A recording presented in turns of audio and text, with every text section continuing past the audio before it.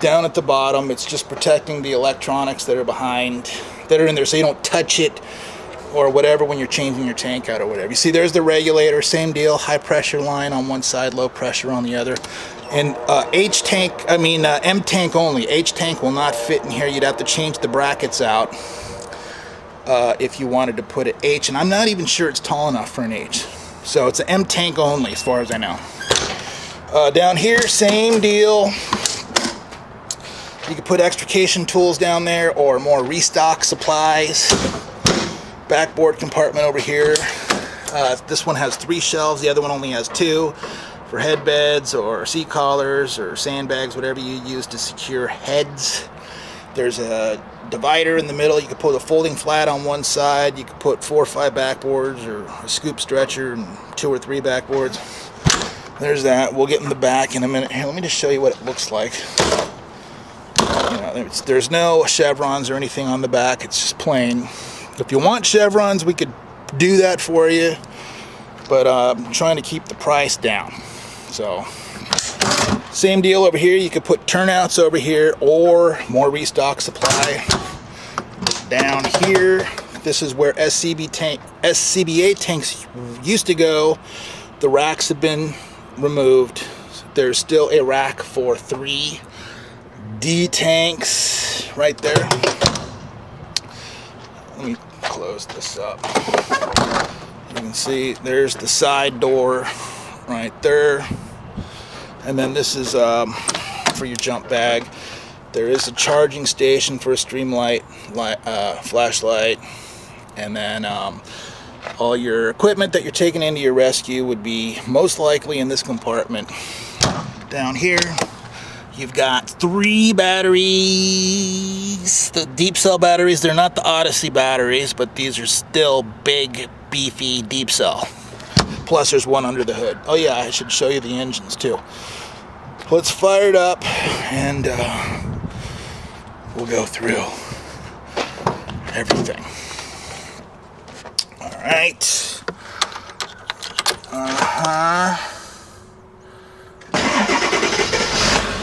Let's go to the back.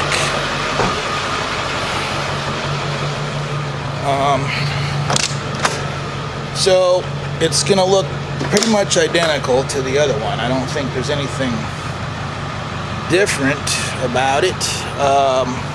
So you see what I mean? When you open the back doors up, it defaults to low, just this side, so it's not overwhelmingly bright when you load your patient in. So get in here, and same deal. You got the jump seat. It will swivel around. See, it's got the handle right there. If you pull that handle out, you can swivel it around. Sometimes, you know, if you got like a paramedic trainee or even a nurse or a third rider, sometimes they get sick sitting backwards because they're a rookie, you know. They're not used to it yet, so they have to look out the windshield. But if you're a pro, you can handle sitting backwards, code 3, while someone's screaming bloody murder right here on the gurney. So there's that. There is a little crack on the seat, which isn't bad. Usually these things are pretty torn up because almost everybody carries a knife with the clip exposed in their back pocket. Usually these are pretty thrashed. So this is in pretty good shape. We got the child restraint seat right there. CPR seat over there. Same cabinet setup. You got there, those adjustable shelves, and then you got big drawer. You can customize it how you want. Same deal right there, another big shelf. And then you got the shallow guy down there for whatever you want. You got the compartment above the rear doors. This unit has a clock, but it needs batteries. And there's that cabinet above the bench seat. Got an O2 outlet over by the bench seat. Underneath the bench seat, big space down there for blankets, pillows, traction splint if you want to put them inside. IV drawer, so you're sitting down there, bam, all your goodies are right there. And then you got your space down below there Big space up there, lockable narcotics locker up there. I do have the key for your convenience. You'll see the key for the sharps container is still in it, and then ALS wall over there, AC and heat. There's a drawer, put whatever you want there. There's a seat belt head right there. This has a little latch on it. They might have had something heavy in here. And there's that. Okay, so, oh yeah, I didn't show you. Here is like for cleaning supplies. Some guys put biohazard bags and stuff down there, stuff to clean the gurney. Both ambulances have that compartment. I forgot to show you that. Same deal here. This has the floor hardware for a striker or a Furno. So, no matter what gurney you have, it will fit. Let's see what else is in here. Okay, so let's get to this stuff. And then same thing with the radios. These radios and the speakers and the mics, they're all staying with the rig. You can do what you want with them, but they don't work. And the control center for the radios has been removed. So, okay. We got AC or heat. You decide. It's on high right now. Hear that? Jamming out of there. Or if you want medium, that's the medium. Well, it seems kind of dark in here. Let's turn up. Whoa, let's do that. How about that? So there's that. Maybe I should put it on. Wait, nope. Low. How about low? That's just like a trickle. You know, you just want a little bit of AC or just a little bit of heat. That's how you do that. Okay, so there's that. And then, you know, I just showed you the left and right dome light. That's low. That's high. That's off. That's low. Over there. And then exhaust fan.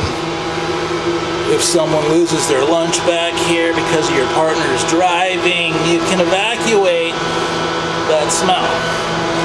So there's that, and then there's the other one over there. So you get dual action. There's that. Okay, then you got suction. See the needle right there. Okay, Alright, there's that. And then you got your power door locks. You can see that little blue, black knob turning, which is one of my favorite features, by the way. There's a thermostat for the AC heat.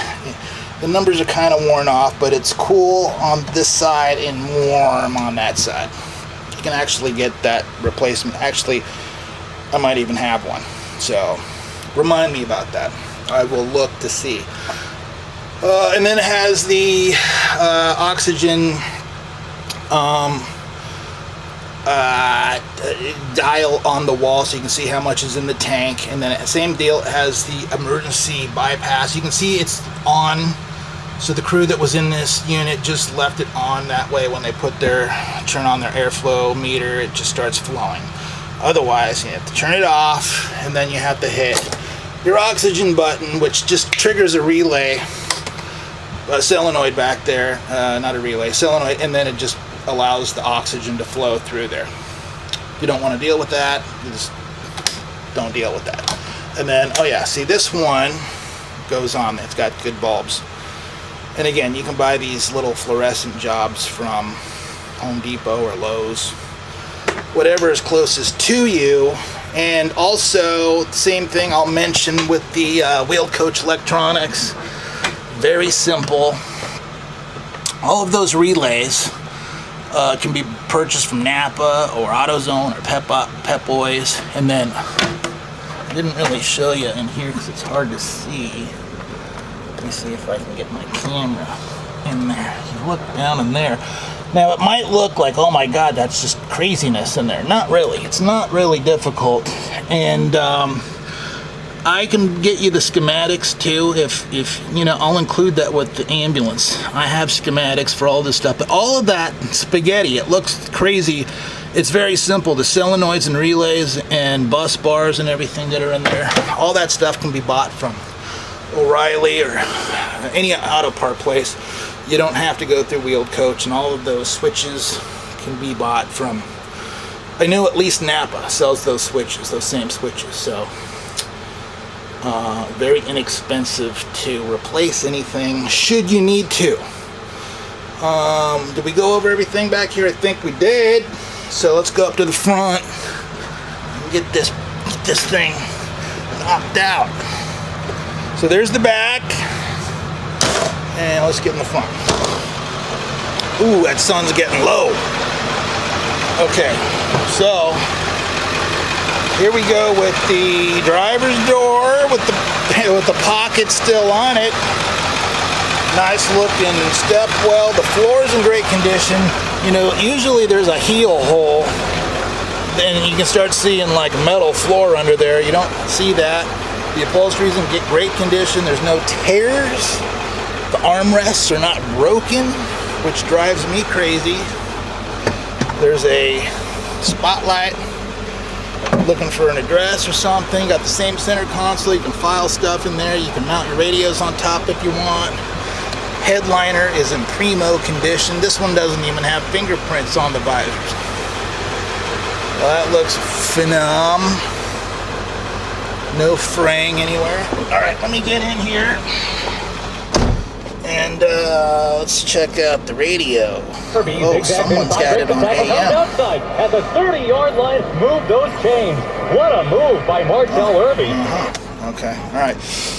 So there's that, and then you got the vent. Let me turn it up. A little dust flying out there. Okay, so that's the vent. You got normal AC, max AC. I'm kind of a max AC guy. I don't think I've ever used just regular AC. I don't know why you would. You know, if you want to be cold, you go for the max, right? And then you can hear floor. You can tell that the actuator door is moving because it's making different tones of airflow. Mix, defrost. And there's that. And then you can, you know, there's high, 2 middle settings, and low. So there's that. I'll turn it off so you can hear me. And then the mileage 186,077. I think I said it had 186, right? Or did I say it had 187? I don't remember. Anyway, it's got 186. See, there's an airbag light, and I can almost guarantee that's because of the seatbelt retractor has been disconnected, so it's not dinging. You know how it's like, hey, put your seatbelt on, ding, ding, ding. Most guys disable that, and unfortunately when you do that, it makes the airbag light come on. So all the needles are where they're supposed to be. No check engine light, no service engine light soon. These things don't need anything. They are deployment ready. Let's check out the windows. Alright, you don't want to buy an ambulance that doesn't have, you know, a window that goes up and down. So let's get that out of the way. Do that. If you look in that mirror over there, I will move it for your convenience. Since you're not here to move it, I'm going to move it for you. How about that? All right, there's that. Over here, you can see, hey, look at that ambulance next to us. That thing is nice. All right, look in that mirror right there, and I will get that. What do you think of that? If it sounds like I'm losing my mind a little bit, I've been up since 6 o'clock this morning. And I have to go to a dinner party later, which I'm not super excited about, but it's a place that I haven't been before, so I am kind of excited about that. Is there, oh, let's do this. You got the spray, you got the windshield wiper, and you go super fast. Bunch of settings in the middle. Let's see, we got, what else do we have down here? Alright, so let's look at this stuff. So we got to push the power for the siren, and then we got that whale, yelp. This one has T3 for extra fun. So there's that, but it doesn't have the air. Oh, let me show you the air horn. So this has got a foot pedal down there. I don't know if you can see my hairy leg next to that. Is there? Oh wait, do I have to flip a switch to do that? Not 100% sure. Oop, that's the Ford horn. So the Ford horn I don't think I'm stepping. I don't think there's a switch that's supposed. There's so many dang switches here. I know it goes. All right, well, I'll figure it out in a second. So anyway, it's the same deal. The front light bar, all that stuff, you can already have it set to go, and then all you have to do is just throw the master.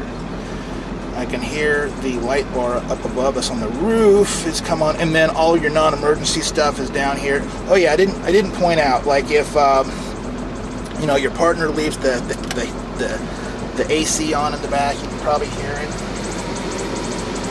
Right here back there, you can turn it off back here. Usually you can turn off the lights too, but I don't see that switch. Anyway, let me just turn all this stuff on. Let's get out and go look at it. I think I covered everything up here. Is it AC, the horn, the windows? It's got power door locks. I think you already know that, right? And then the seats are in good shape. It's got a spotlight. Oh, it's got this. It's got the PA system. Toasting. There's that. All right, let's go look out at the lights before we lose light. And so same situation. You got the grill has red and white lights that flicker back and forth. There's lights in the front fender. There's the light bar up on the roof. There are the side warning lights. Oh yeah, you know what they also have, which I forgot to point out, the corner clearance lamp strobe. I don't know if you can see that, but you know what I can see when I look through my little screen? It's not keeping up, shutter's not keeping up with it. It's jamming, it's going really fast, that's why it can't keep up.